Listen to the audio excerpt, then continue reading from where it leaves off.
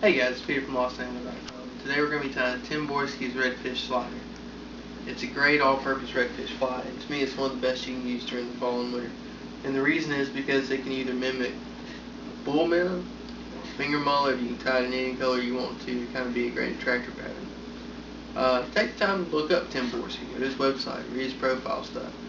He's got one of those ultimate cases of cabin fever, and you can see why he lives in the Keys. He's a great guy.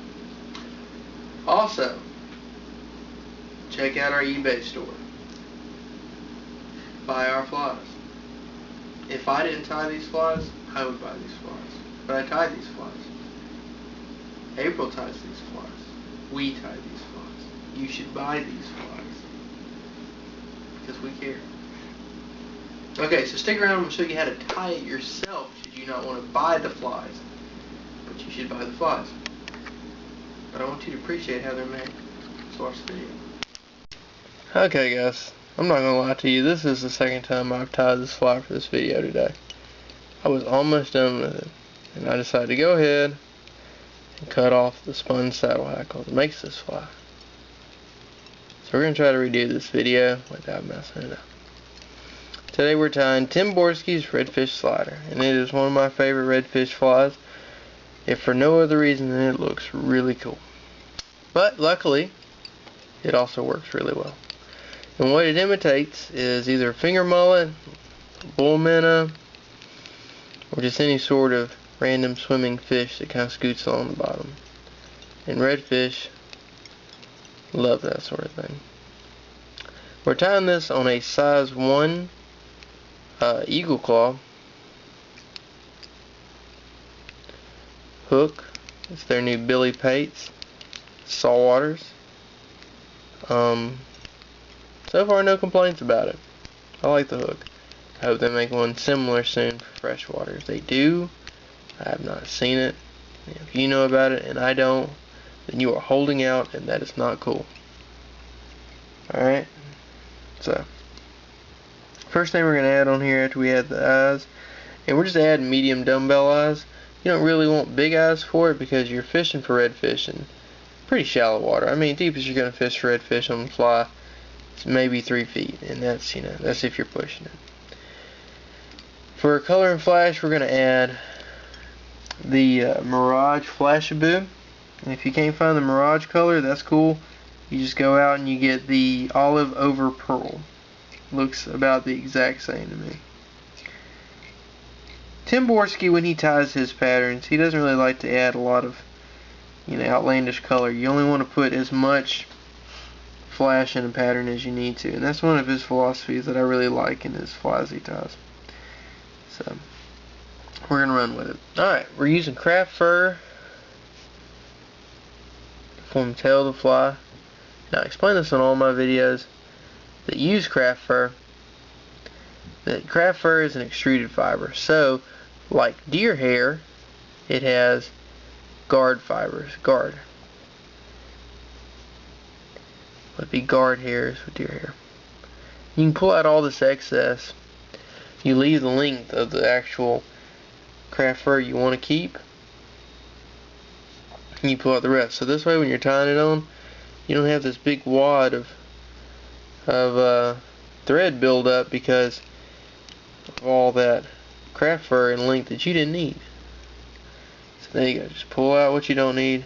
You're ready to go. So there we go. That's done. That's on there. Pull off those little excesses. Not a big deal. Alright, that being said, that's tied on. Next thing I want to do with this, guys, I want to go ahead and add some striations. And when I use striations, what I want to do is I want to use brown and orange. And I'm going to put the brown on first. And the reason is brown's a darker color and it will run right over orange. But if I do it like this, I put the brown on first, and then I can go back with the orange and get up close and personal on that brown as I want to, because it's not going to bleed over it.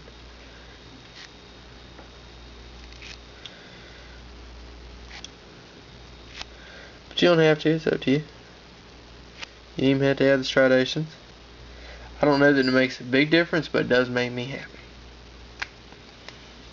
That's what's important. Next thing we're going to do is we're going to tie on some saddle hackle. We're going to do this in a rust color saddle hackle. We're going to take these, set them on there. What I like to do with my saddle hackle before I tie it on there is I like to take it, pull the fibers back. This way it gets it out of the way. You only tie on just what you need to. And I'm tying it on from the tip first, and then heading forward. Alright. You can use hackle pliers if you want to. I'm not. I'm just going to take it. Taking two of them, I can use looser wraps. I don't have to use super tight wraps like I may have had to do if I was only using one. I still get a really good looking profile. Now if you notice what I'm doing is I'm pulling back the fibers of the hackle that I just spun on there. This gets it out of the way. The next fibers that I'm putting down, make sure everybody gets together and lays right. Otherwise there wasn't any point in using two feathers because you're never going to be able to see it.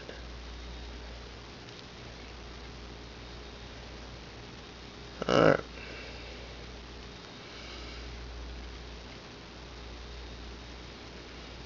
There we go. Finish that wrap. We got it right behind it. And I like that. I like that a lot. Bring it on one last time. Right behind the eyes. What I'm going to do next is, see, I'm using my thumb, pressing it back down. There. Nice and tight. Right up against the eyes. And then there we are. Now I'm going to pull these guys forward so it's not to clip those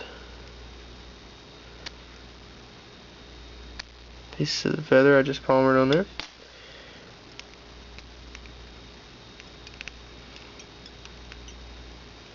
There we go. Now I like to go through here real quick, take the time, pull it all out, and get everybody in order. Alright, so that's done. Next thing we're going to do is we're going to come up to the forward, and we're going to tie on a spun hair collar.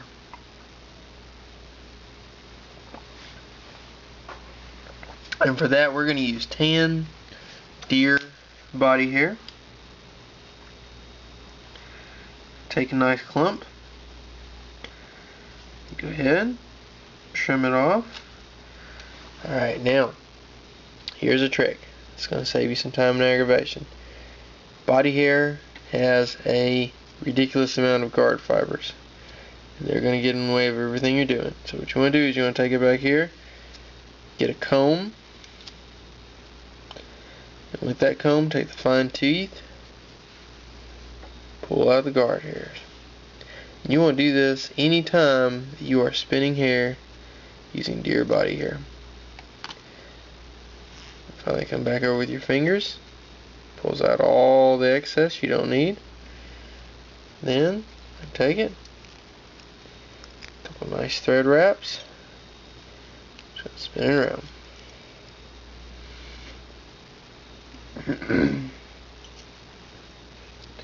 So spin that hair nice and easy.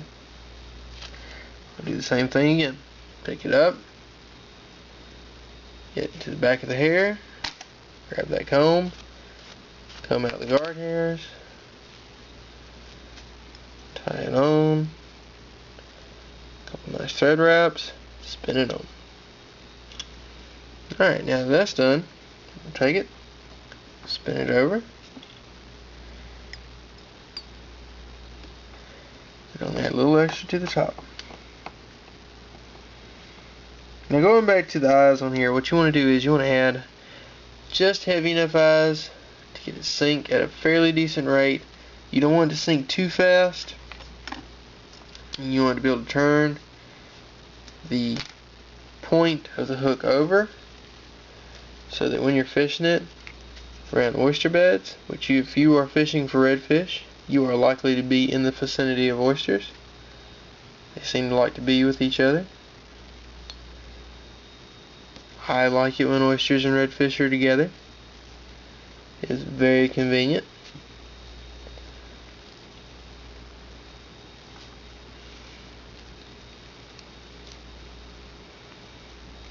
I pick the places I eat when I'm on the Gulf. Along those lines, you have redfish and oysters in the same place. Yes, we do. Okay, then we can eat here. Just don't argue with nature. It's natural. Alright. Now we're going to take it, we're going to spin a little more here. You don't want to get too heavy with the hair, and the reason is, for this fly to work correctly, what you've got to do is, you've got to let this hair saturate. Now if you're throwing like a Dahlberg diver, or any spun hair fly where you want this guy to float, that is the worst thing in the world to happen. I mean, you can use floating on it, keep them from sinking. Chapstick works well. If you're ever kind of hurting for some sort of floating and you need some. Matter of fact, it works remarkably well. But in this case, we don't want that. We want it to be able to take the time just to kind of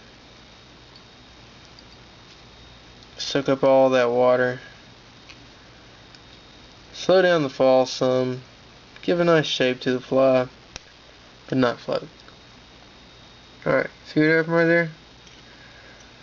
Anytime you are spinning hair, you are running a definite risk of breaking some thread, and it is going to happen. And that's okay. Just don't worry, just go back over it. You're fine.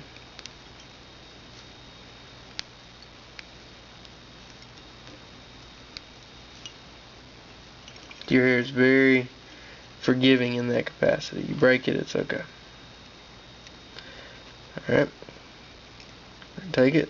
You can use any sort of knot you want to. I'm going to use 2 double half hitches.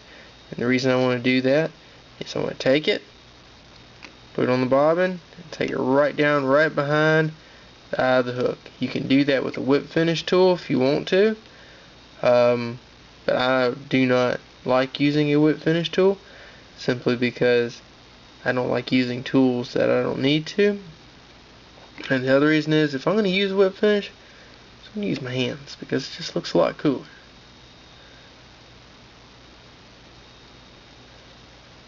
I mean, so what's the point of knowing the whip finish if it didn't look cool? And you just be like Dave Whitlock and just put some Zap-A-Gap on it and wrap it around 2 or 3 times, call it a day. Not cool, but it is effective. Unfortunately, Zap-A-Gap is not cheaper than fingernail polish, so Zap-A-Gap lost out. Alright, cool. Now we're going to go ahead and take the time, trim it up. When I get done trimming it, that's when I'm going to go ahead and glue it. But I'm going to trim it up now. Take it right up from the top. Boom. Now when you go to trimming deer hair, you want to make sure you have a trash can directly underneath the fly, because this makes an unholy mess. You do not want to be back over here cleaning up later, which should have been out fishing. Other reason is, April has told me that she will give me a long, horrible, and gruesome death should I have trimmed spun deer hair in the floor again and don't clean it up. And I believe her, because she is a wonderful woman who would never lie to me. So she will kill me. I love you, sweetheart. I love you. Did you hear that? She loves me. There's still a trash can underneath here. Every man in the world knows it's better safe than sorry. Alright, so you see I'm just kind of coming around, trimming. Oh, and notice something real quick. Alright, when I trim this, you can just go ahead and just clip like that if you want to. And you're going to cut all of this off. And when you do that, your fly, though at the time may have been beautiful, will not be beautiful anymore. It will then look like this one. You see that one? That's right. That's when you get happy with the scissors. Don't do that. Trim carefully on the eyes. Look at there. And it's just beautiful. It's just absolutely wonderful. And you can leave the head of your redfish slider as rounded as you want to, or pointy, or however you want to. It is your fly, man. You just do what makes you happy with your fly. Cause I'm gonna be honest with you, fish don't really care that much. We think they care, but a redfish is not a choosy animal. The trick with redfish, and this is my opinion,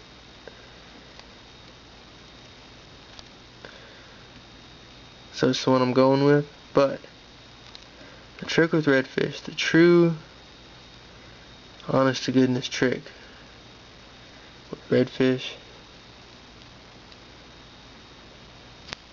is getting the fly in the right place at the right time.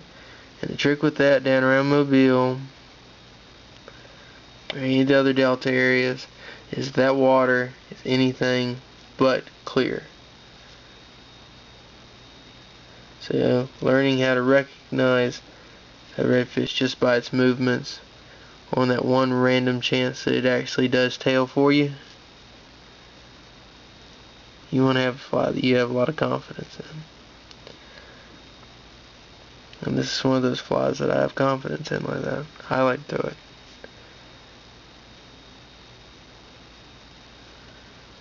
Alright, so there it is. Got pretty well trimmed up. I'm going to take it off the vise later. Trim it up a little more. Make it look just a little bit nicer.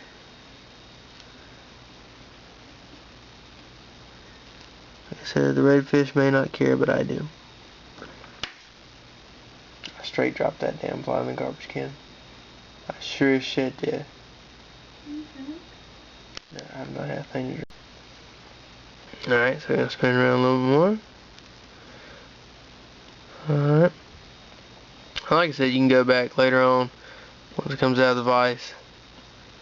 You can get a little bit better trim on it. That's what I like to do. So it doesn't have to be perfect, but I like for it to be as close as I can. And this is basically how I'm going to tie my redfish slider. Tim Borski's redfish slider. That's size 1. Later on, after I'm done, take it out of the vise. I'm going to come and trim this up on your flash. Here is a neat trick. You want to take it, cut it all at different lengths. And the reason is, when you cut it all at different lengths like that, what it does is it adds shimmer all the way up and down the fly. Because the biggest points of reflection are at the end of your flash. So if you got it tapered, you get a lot better look. So there we go, guys. Tim Borski's redfish slider. You can buy these on our eBay store like that, to be pointed out. And that's what I would do if I were you. I would buy it from me because I tied it. So I would buy it from me. You should buy it from me. And I wouldn't mislead you.